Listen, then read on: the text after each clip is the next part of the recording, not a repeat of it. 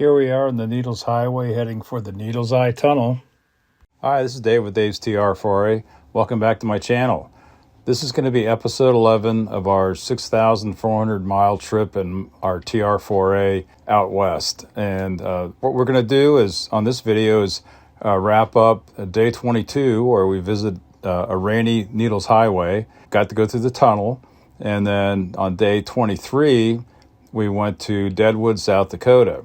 This is going to be our last set of daily drives out of our temporary home base in Rapid City, South Dakota. Well, I won't have a whole lot of video in this episode. The reason being that as I said in the previous episode, is I was struggling with the Hero 4 Silver GoPro camera that I was using. So anyway, we do have some stills and a couple of videos that we took with our phones. But anyway, I just wanted to give you a heads up. Well, here's a map of the Needles Highway. It's represented by the heavy line there, starting at Sylvan Lake Lodge and traveling all the way down to the Legion Lake Lodge. Well, the Needles Highway has a kind of an interesting history. It was originally planned by the South Dakota governor named Peter Norbeck, and he marked the course out by foot and by horseback, and it was completed in 1922. And it's only 14 miles long from one end to the other. I just wish it would have been better weather when we went on it, but take what you get. One other little tidbit I found out was that the highway isn't open all year long. It's when it starts snowing, they close it down. But they'll let you hike through it. So that, I don't know, 14 miles in the snow might be a little bit much, at least for me, but it probably would be pretty darn cool, I bet, going through there with all those really neat rock formations and everything. It's still pretty impressive. Well, we picked up the highway on the north end, I'll call it, at the Hood Tunnel, which is like 8 feet 9 inches wide, just a little bit north of the Sylvan Lake Lodge. And you can see the Crazy Horse Monument is just to the west of that a little bit. But there's no easy way to go there. You just have to kind of follow the ravines and get to where you want to go, obviously.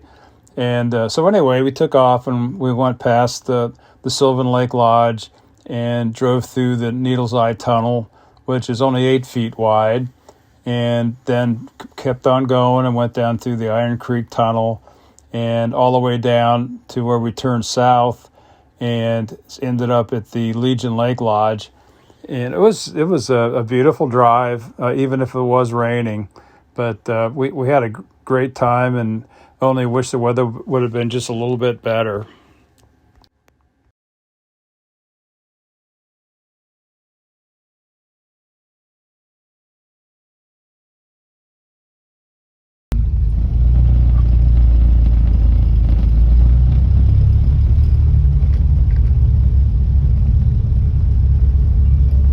Once we got through the Needles Eye Tunnel, there was a little place you could pull off and park and kind of look at everything. And this landscape is just so unusual, especially for a guy that's used to the rolling plains of Ohio.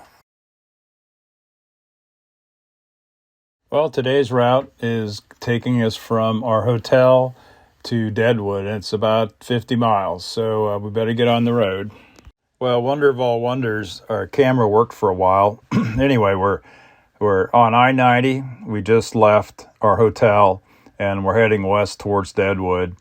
And you can see the weather is beautiful today, just absolutely beautiful. I think the temperature was middle 70s, maybe close to 80. But boy, what a great drive. Coming up on the left here is one of the, I don't know how many of the RV sales places we saw all along I-90 and on I-40 going west when we were coming out here. And each one's got I don't know, over 100 vehicles in it. But you did see a lot of them we saw a lot of them on the road. So yeah, I guess they're selling, but holy cow, they're everywhere. Yep, speed limit in South Dakota on I-90 is 75. There's no dawdling allowed. Here's a sign you won't see in Ohio. Use both lanes to back up. That kind of goes along with the next sign where there's flashing lights on a sign that says, when these lights are flashing, get off the next exit. Well, here's our exit coming up. We're heading off the freeway and getting ready to go into Deadwood. And surprisingly, the camera's still working. I kind of wonder how long it's going to be. We'll see here in a minute.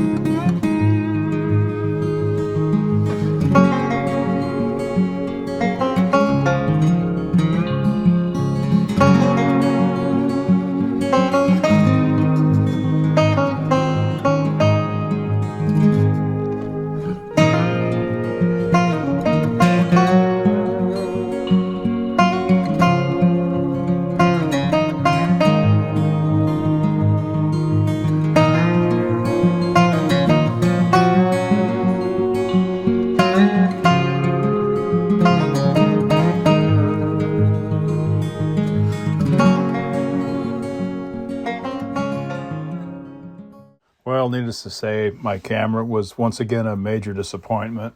So anyway, we got to Deadwood and took some pictures of our walking around there. So let's just take a look. Well, we couldn't park on Main Street.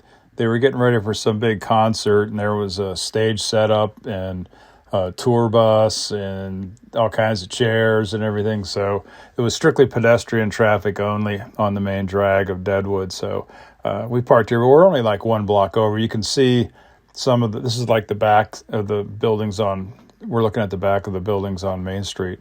But you can see that we're like in a valley, and there's real steep sides on each opposite sides of the main street. And there's some really cool period homes that are up there. I didn't see a whole lot of new construction or anything, and then directly behind us at the very top is the old cemetery, and that's where Wild Bill and Calamity Jane are buried. So we took a walk up there too, or actually we drove up there. But anyway, let's see some more of the pictures here. Here's the bar where Wild Bill was supposedly killed.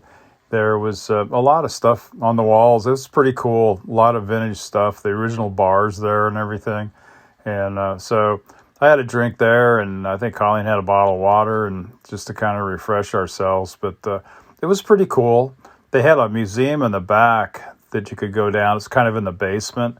But they wanted like $35 a piece or something like that to go down in there, and it didn't look very big. So I decided that I'd just pass on that.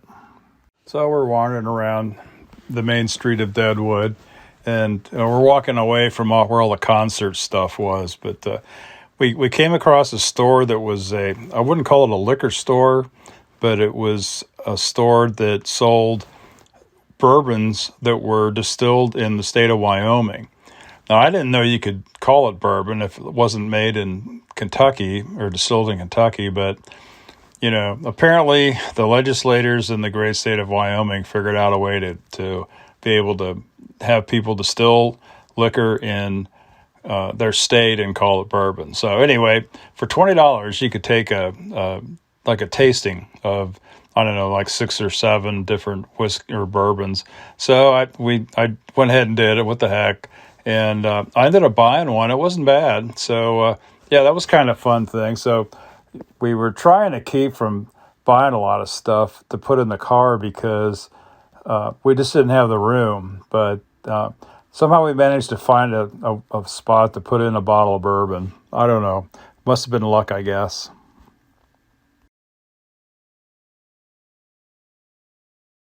So after we got done walking around the city of Deadwood, it was packed. There was a lot of people there. It was a Saturday, so there's that. Plus they had this concert they were getting ready for and everything. So we decided to drive up to the cemetery, Mount Moriah Cemetery, which is up on the hill, and So we drive up there and found a place to park.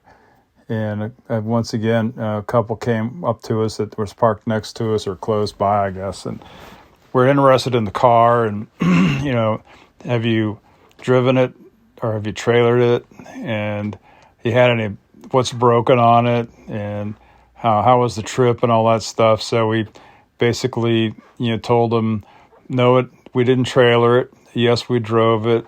No, it hasn't broken down, and it's been a blast. So at least for me anyway. Colleen's kind of on the fence, I guess. But anyway, so we get out of the car.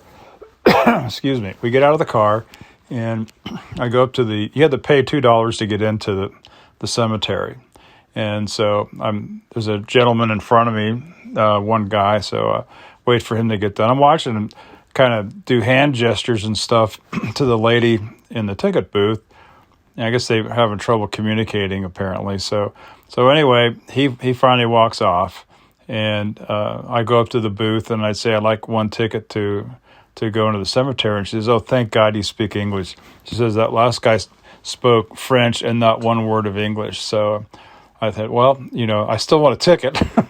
So she gave me a ticket, and I walked up to the gravesite of Wild Bill.